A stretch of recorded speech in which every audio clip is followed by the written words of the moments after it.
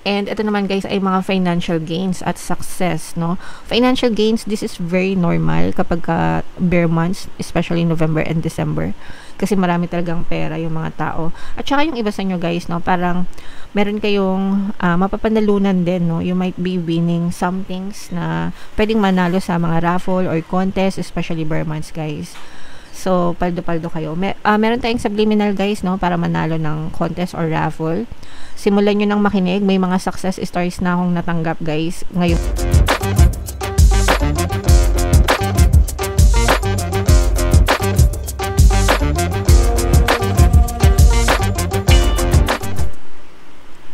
Hello guys, hello Aquarius. Welcome back to Pinay Pixie Tarot. Ang pamagat ng episode natin for tonight is monthly taroscope para ngayong December para sa Aquarius, Sun, Moon, Rising sign, and Venus. Sa dulo ng video guys, magkakaroon tayo ng yes or no pick a card reading. Ito yung deck na gagamitin natin. Pwede kayong magtanong ng isang tanong. Answerable by yes or no. Tapos titingnan natin yung sagot ng tarot sa inyo guys. So sa dulo ng video yan, kaya make sure na panoorin nyo yung video hanggang sa dulo. So unahin natin tong deck na to guys. Tingnan natin yung mga angel messages para sa inyo mga kapiksi. Okay, so saktong-sakto yung mga mensahe sa inyo. Una, meron tayong timeline guys, a year from now. Okay.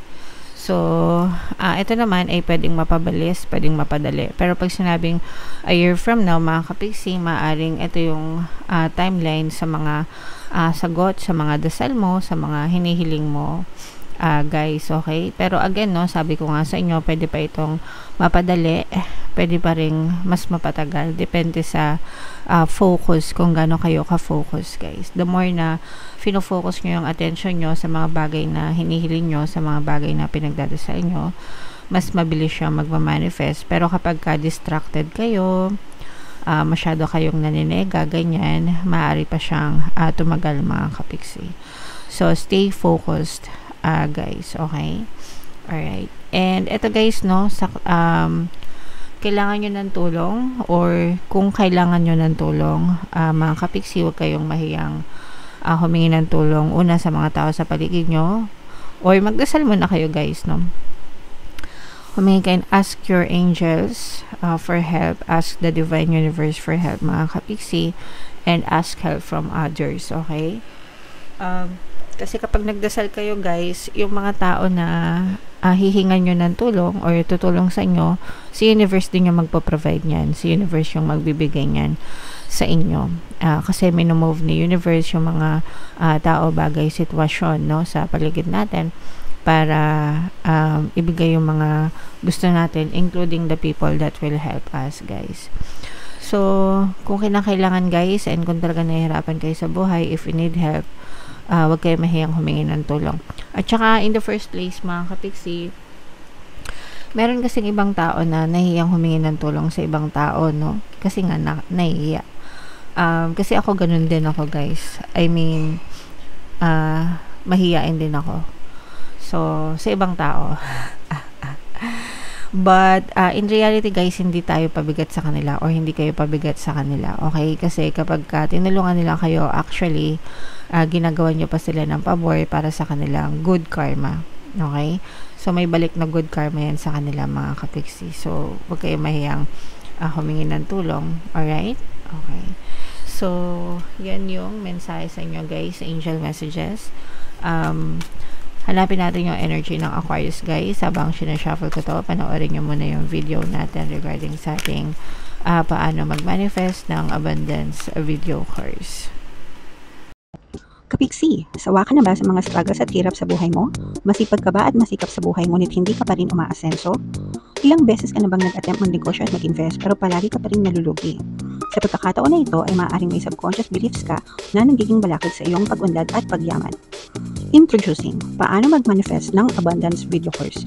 Dito ay matututunan mong ma-overcome ang mga balakid mo para tuluyan ka ng umunlad, umasenso, sumagana, maging matagumpay, successful at maswerte sa iyong kabuhayan, pera, trabaho, negosyo sa lapi at kaperahan ng bonggang-bongga. Dali, mag-send na ng email sa pinoypixie@gmail.com at simulan na ang iyong pagyaman ngayon. Alright, so sa lahat ng gusto mag-avail ng course, meron tayong paano mag-manifest ng abundance video course, paano mawala ang third party at magkaroon ng harmonious na relationship, paano pabalikin si ex reverse breakup. Sa mga interesado guys, mag-send lang kayo ng email sa pinoypixietarot@gmail.com.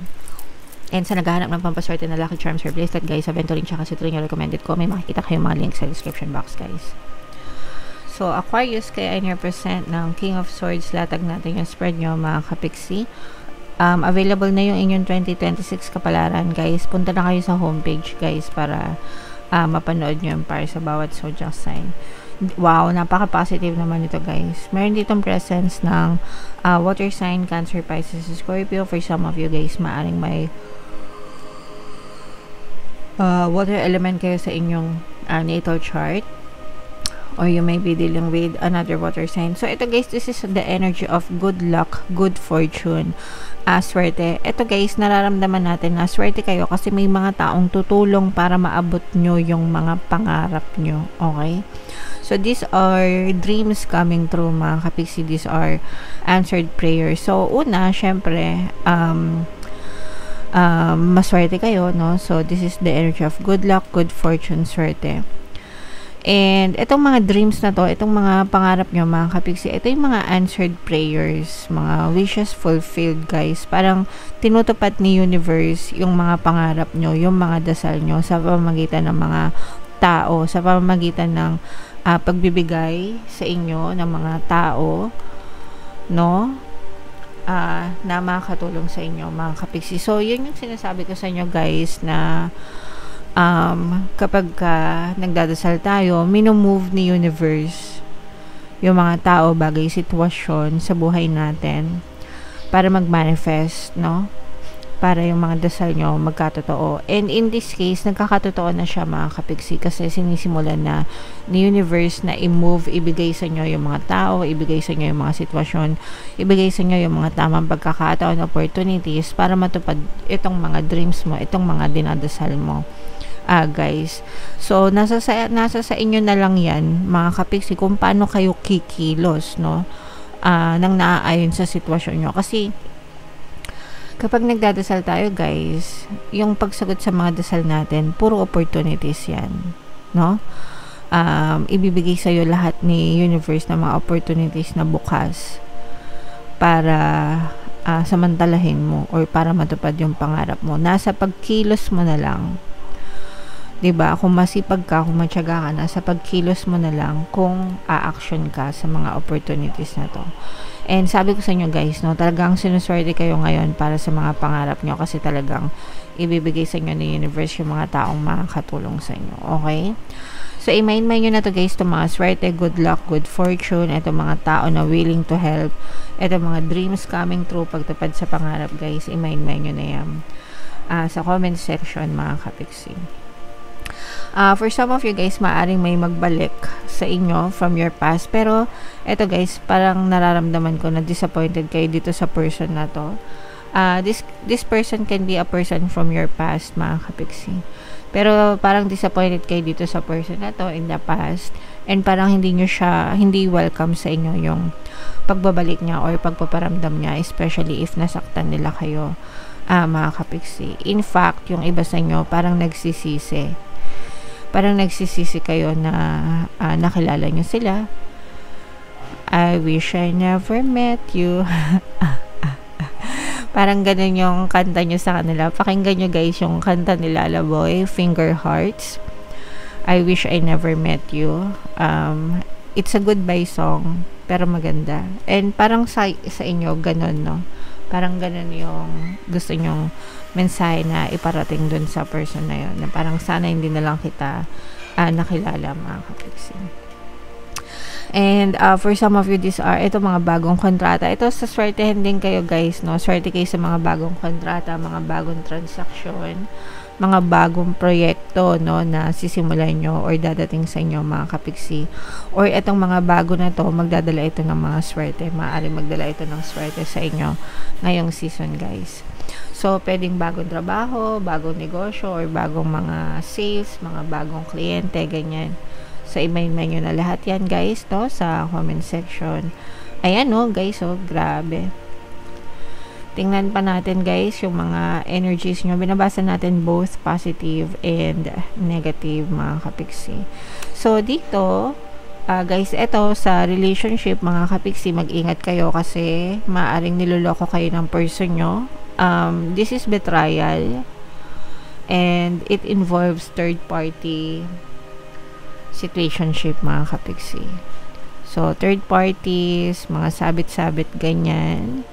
And masyadong masakit ito para sa inyo, guys. Yung iba sa inyo maaaring ma-depress pa dahil sa cheating issues, mga kapiksi. Kung gusto niyo ipaglaban, pwede naman. Kung ayaw nyo, okay lang din.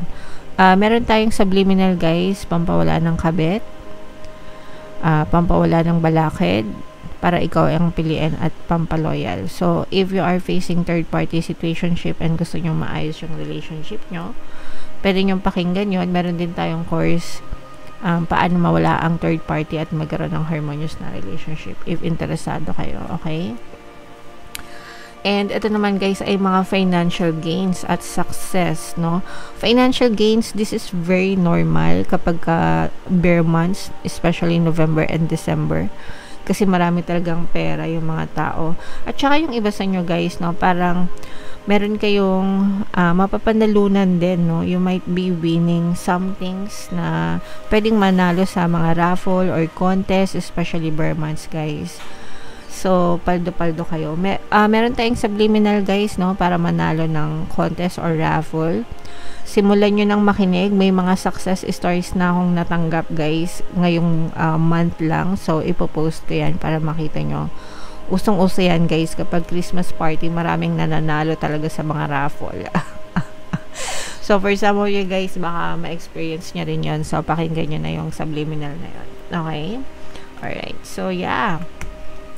Comment down below guys if feeling nyo nakaresonate kayo dyan. Dito na tayo sa ating yes or no pick a card reading mga kapiksi. So huminga ng malalim tapos itanong nyo sa isip nyo yung tanong nyo, answerable by yes or no, and then pili kayo ng isang card mga kapiksi. Kung gusto nyo matuto ng manifestation, pwede kayo mag-join sa membership natin. I-click nyo lang yung join button sa baba ng video para mapanood nyo yung mga exclusive videos natin guys. So again, huminga ng malalim, itanong sa isip yung tanong, and pili kayo ng isang card guys. Card 1, card 2, card 3. So kung card 1 ang napili nyo, ang sagot sa tanong nyo ay yes. Kung card 2 naman guys, ang sagot sa tanong nyo ay no. And kung card 3 naman guys, ang sagot sa tanong nyo ay yes mga kapiksi. Alright?